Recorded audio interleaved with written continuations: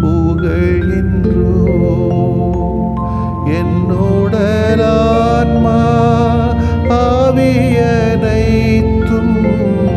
உம் பாதம் வைத்து பணிகின்றோம். என்னுடலான்மா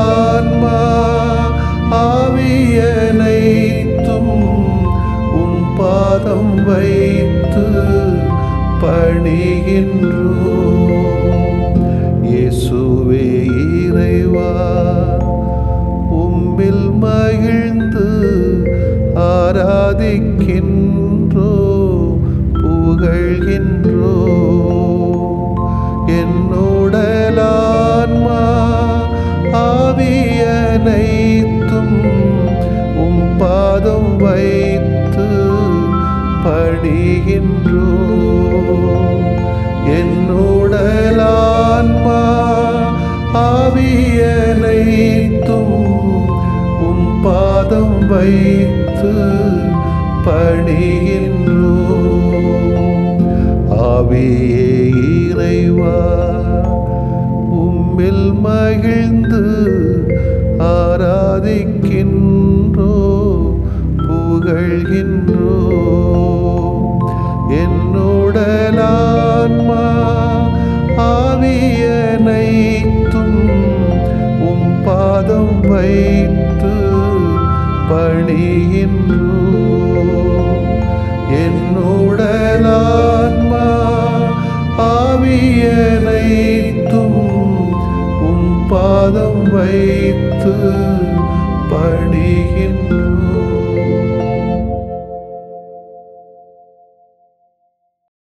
நீங்கள் அழுவீர்கள், புலம்புவீர்கள், அப்பொழுது உலகம் மகிழும்.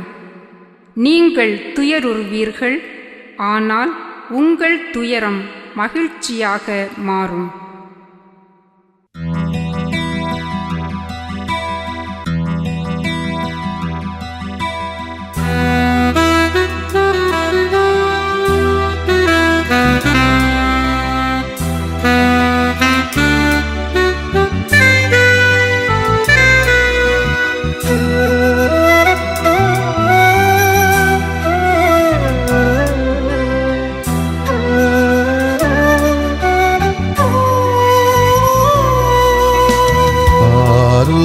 ஆறுதலான ஆண்டவரே, ஆதரவென்றும் எனக்கு நீரே. ஆறுதலான ஆண்டவரே, ஆதரவென்றும் எனக்கு நீரே.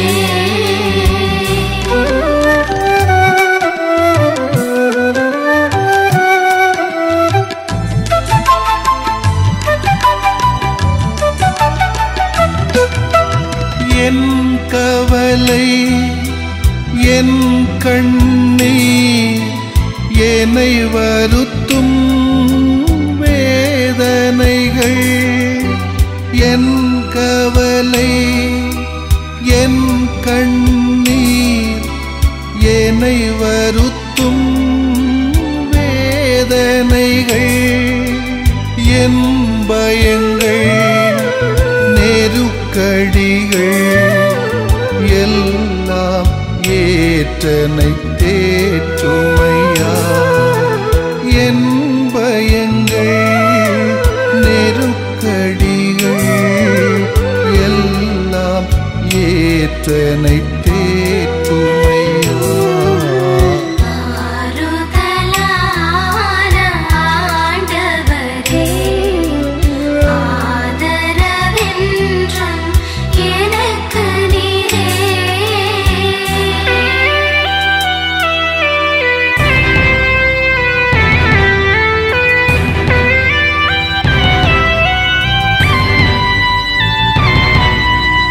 என் இழப்பு, என் பிரிவு, என்னை வாட்டும் சோதனைகள். என் இழப்பு, என் பிரிவு, என்னை வாட்டும்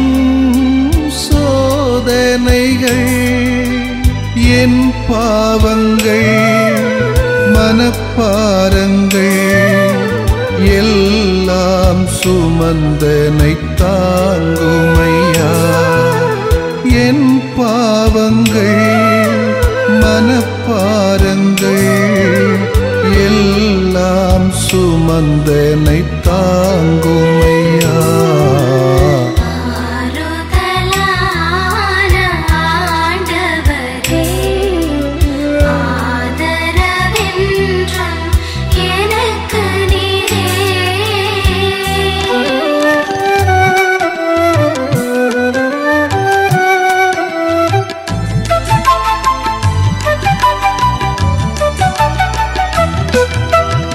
என் குடும்பம் என் பணிகள் என்னை அழுத்தும் பல சுமைகள். என் குடும்பம் என் பணிகள் என்னை அழுத்தும் பல சுமைகள். என் நோய்கள் கடன் துயர்கள் எல்லாம் பார்த்தென்னை நடத்துமையா. என் நோய்கள் கடன் துயர்கள் எல்லாம் பார்த்தென்னை நடத்துமையா. ஆறுதலான ஆண்டவரே ஆதரவென்றும் எனக்கு நீரே.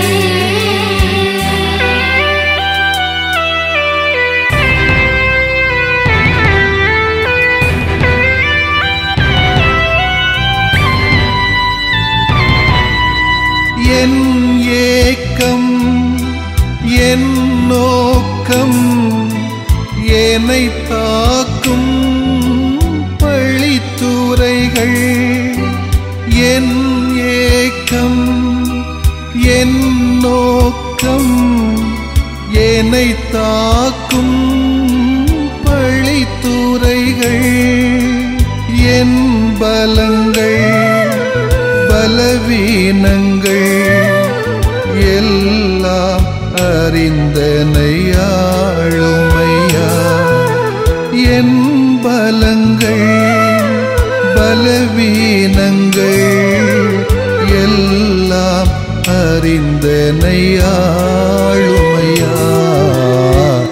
ஆறுதலான ஆண்டவரே ஆதரவென்றும் எனக்கு நீரே. ஆறுதலான ஆண்டவரே ஆதரவென்றும் எனக்கு நீரே.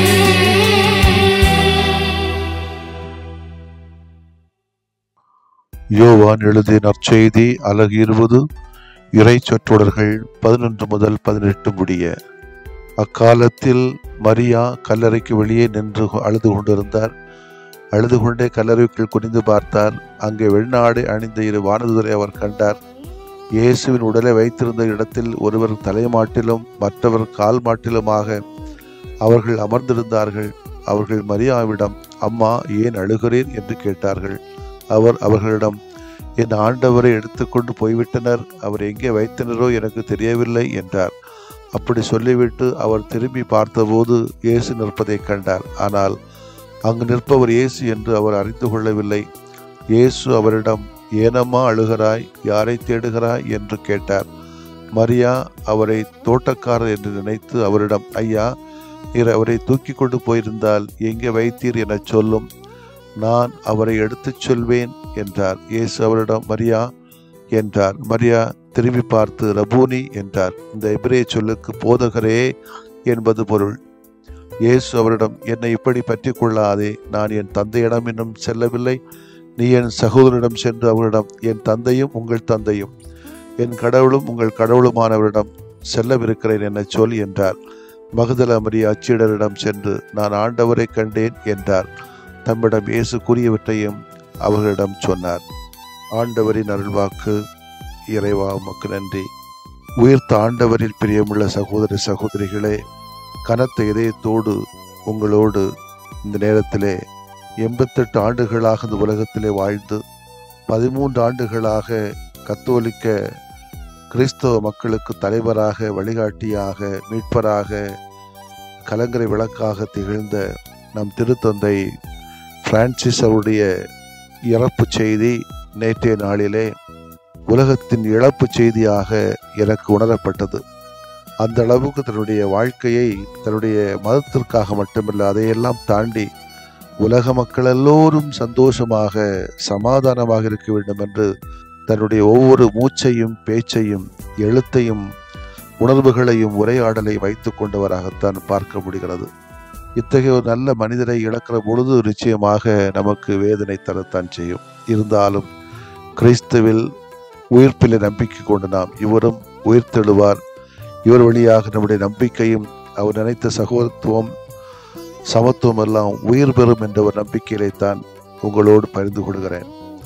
இவர் ஒரு மனிதாபிமானி, குழந்தை பிரியர், பெண் விடுதலையாளர், சமத்துவத்தையும் சகோதரத்துவத்தையும் சந்தோஷத்தை இந்த உலகத்திலே கொண்டு வர வேண்டும் என்று நினைத்தவர், சண்டையே வேண்டாம் என்றவர், அமைதிக்கு சான்று பகிர்ந்தவர், முதியோர்கள் வயதானவர்கள் இவர்களை தலையில் தூக்கி ஆட வேண்டும் என்று சொன்னவர், கிறிஸ்தவ கத்தோலிக்க விசுவாசத்திலே ஊறியவர் என்று சொல்லலாம். ஜாதி மதம் இனம் மொழி கடந்து மனித போராளியாக நின்றவர், பொது நிலையின இறை மக்களுடைய நடமாடும் புனிதராகவே திகழ்ந்தார். இவர் முதியோர்களுக்கு முகவரி வழங்கியவர், புலம்பெயர்ந்த மக்களுக்கு பின்புலமாக இருந்தவர், திருநங்கையர்கள் 3ஆம் பாலினத்தாரை அதிகமாக நேசித்து அவர்களின் உரிமைக்காக போராடியவர், அமைதியின் தலைவர் என்றால் புன்னகையின் மன்னராகவும் இருந்தார். திரு அவை எப்படி இருக்க வேண்டும், ஒவ்வொருடைய குரலும் மதிக்கப்பட வேண்டும், இந்த உலகத்திலே எல்லோரும் சமமானவர்கள், இந்த திரு அவை இந்த உலகம் சமுதாயம் அரசியல் தளம் அனைத்தும் வெளிப்படைத்தன்மையிலே இருக்க வேண்டும் என்பதை ஆணித்தரமாக சொன்னார். அதே போன்று தவறுகளை மன்னித்தாலும் கொஞ்சம் அதிகமாக தவறுகள் பாவங்கள் குற்றங்கள் போனால் நான் மிகுந்த வேதனை அடைகிறேன் என்று கூட இன்றைக்கு நேற்றைய நாளில் கூட பகிர்ந்திருக்கிறார். இணைந்து பயணிக்கின்ற திருச்சபை தான் நம்முடைய ஆண்டவர் இயேசு எதிர்பார்க்கின்ற எதிர்நோக்கின் அடையாளம் என்று சொன்னவர். பல சவால்களை சங்கடங்களை சந்தித்தாலும் தன்னுடைய பணியிலும் வாழ்விலும் மகிழ்ச்சியாக இருந்தவர்.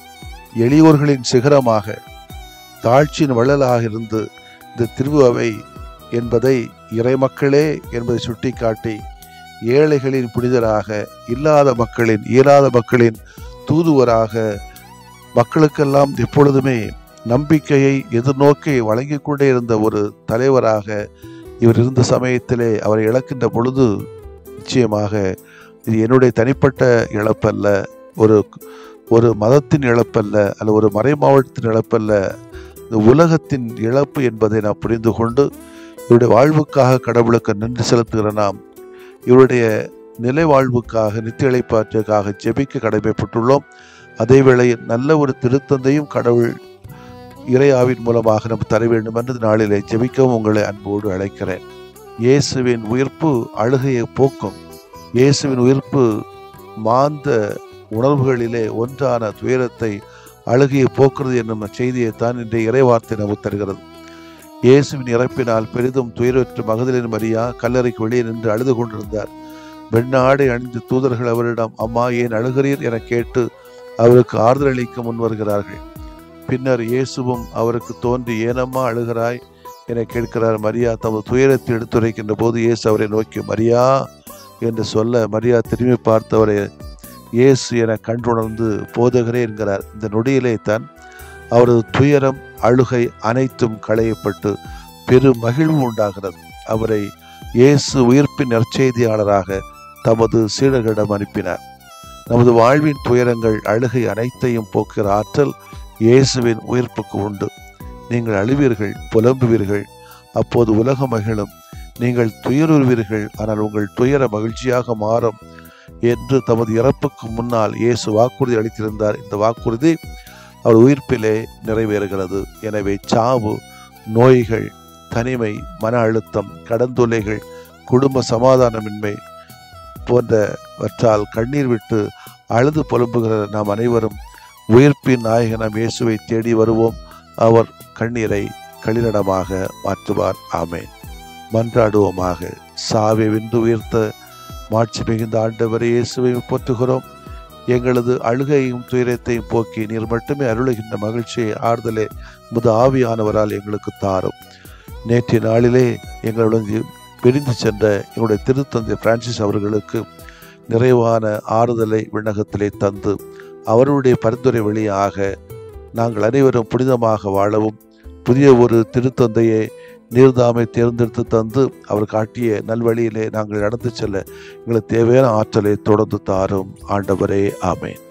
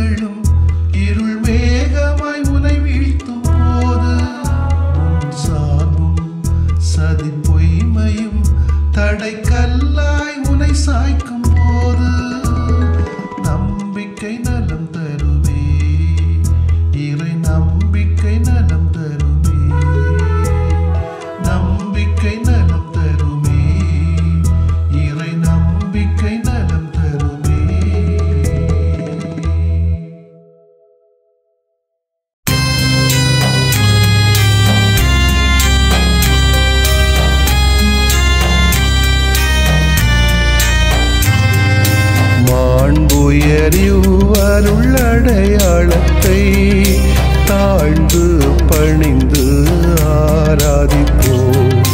பழைய நியம முறைகள் அனைத்தும் இனி மறைந்து முடிவு பெறுக. புதிய நியம முறைகள் வருக. புலன்களாலே மனிதன் இதனை அறிய இயலா.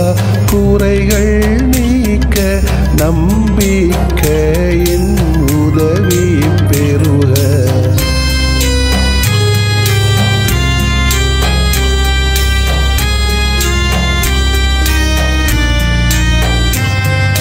தந்தை அவர்க்கும் மகன் அவர்க்கும் புகழ்ச்சியோடு வெற்றியாக்கும். மீட்பின் பெருமை மாட்சிமையோடு வலிமை வாழ்த்து யாவுமாக.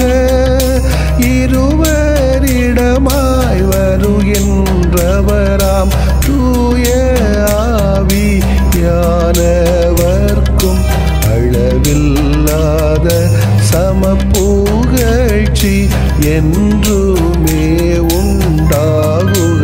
ஆமென்.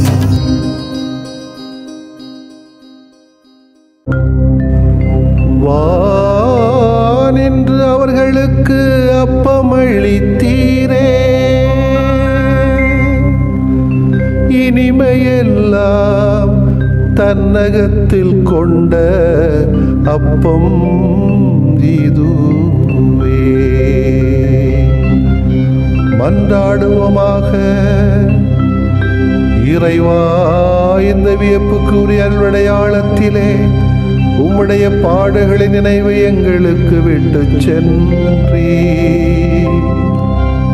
உம் திருவுடல் திருநத்தமாகியவற்றின் தூய மறைவருளை வணங்கும் நாங்கள் உமது மீட்பின் பயனை இடைவிடாமல் துய்த்து உணர்ந்து மகிழ அருள்வீராக. தந்தையாகிய இறைவனோடும் தூய ஆவியாரின் ஒன்றிப்பில் இறைவனா என்றென்றும் வாழ்ந்து ஆட்சி செய்த உம்மை மன்றாடுகிறோம்.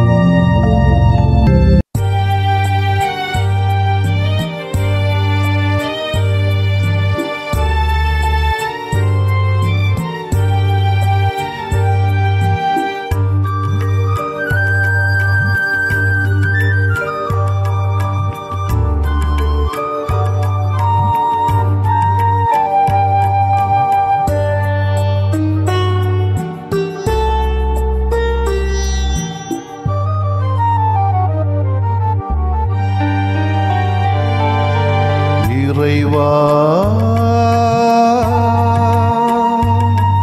என் வாழ்வுக்கு பிறகு வாழ்வுண்டோ? இறைவா,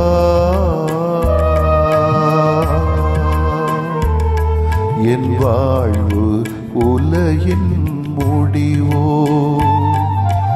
இறைவா, என் வாழ்வுக்கு பிறகு வாழ்வுண்டோ? இறைவா,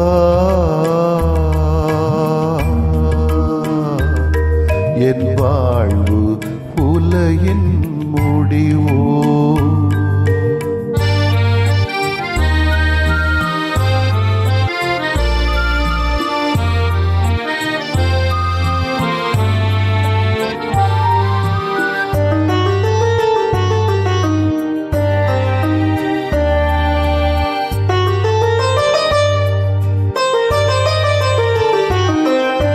நிலை வாழ்வும் உயிரும் இறைமகனே, நம்பினோம் நாதனின் பதமே. அவரால் அவரில் உயிர்ப்போ, இதை பரிசாய் இவர்க்கு தந்திடுமே. நிலை வாழ்வும் உயிரும் இறைமகனே, நம்பினோம் நாதனின் பதமே. அவரால் அவரில் உயிர்ப்போம், இதை பரிசாய் இவர்க்கு தந்திடுமே. இறைவா, என் வாழ்வுக்கு பிறகு வாழ்வுண்டோ? இறைவா,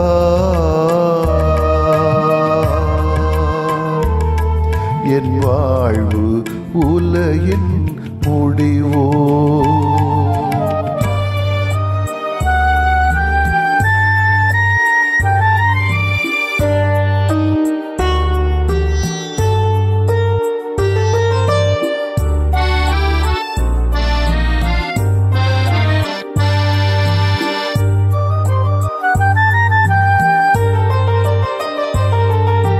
கல்லறையில் வாழ்வு முடியாதே, காலத்தை கடக்கும் உயிர் மூச்சே, நிறைவான பயணம் அழியாதே, இதை இன்று இவர்க்கு ஈந்திடுமே. கல்லறையில் வாழ்வு முடியாதே, காலத்தை கடக்கும் உயிர் மூச்சே, நிறைவான பயணம் அழியாதே, இதை இன்று இவர்க்கு ஏந்திடுமே. இறைவா என் வாழ்வுக்கு பிறகு வாழ்வுண்டோ, இறைவா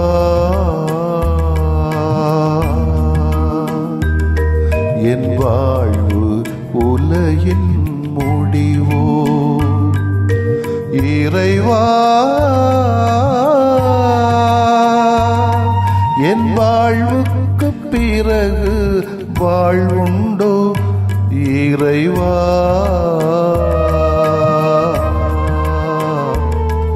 என் வாழ்வு உலகின் முடிவோ. நிலையான புகழுக்குரிய தூய இறை நன்மைக்கு எல்லா காலமும் தொழுகையும் புகழும் போற்றியும் ஆட்சிமையும் உண்டாக கடவது. போற்றியும் ஆட்சிமையும் உண்டாக கடவது. தந்தை, மகன், தூய ஆவியாரின் பெயராலே ஆமென்.